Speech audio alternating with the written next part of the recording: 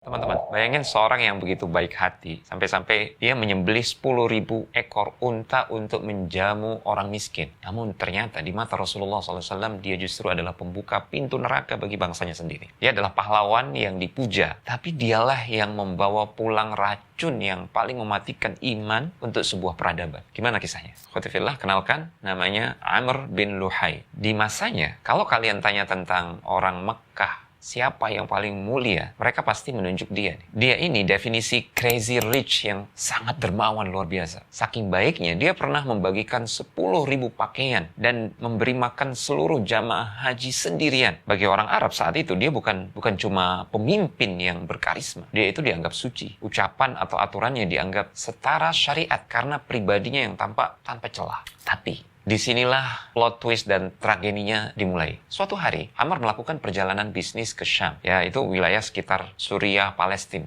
Di sana dia ngelihat bangsa Amalik menyembah patung-patung yang sangat indah sekali. Dengan kepolosan yang fatal, dia bertanya, ini apa? Benda apa ini? Mereka menjawab, ini adalah perantara kami. Maksudnya, kalau kami minta hujan melalui dia kepada Tuhan, maka Tuhan nurunkan hujan. Kalau kami minta tolong melalui dia, maka Tuhan akan memberikan kemenangan kepada kami. Amr terpukau. Dia berpikir, wah hebat sekali nih. Maka butuh yang seperti ini. Dia lupa atau mungkin nggak sadar bahwa kakek moyangnya, Nabi Ibrahim alaihissalam, itu telah berjuang habis-habisan membersihkan tempat tersebut, yakni Mekah, dari berhala, dari penyembahan kepada selain Allah. Bahkan Nabi Ibrahim sendiri berdoa dan sampai anak keturunannya, orang-orang yang ada di Mekah itu beribadah kepada selain Allah. Amr pun membawa pulang sebuah patung besar bernama Hubal. Sampainya di Mekah, dia tidak memaksa orang dengan pedang, tapi dia mengajak dengan wibawa, dengan niat baiknya. Karena orang-orang sudah terlanjur cinta, percaya, kagum pada sosok Amr yang begitu karismatik. Mereka berpikir kalau Amr yang nyuruh, pasti ini benar. Satu persatu, tauhid yang murni mulai terkikis. Amr bahkan melihat sebuah batu tempat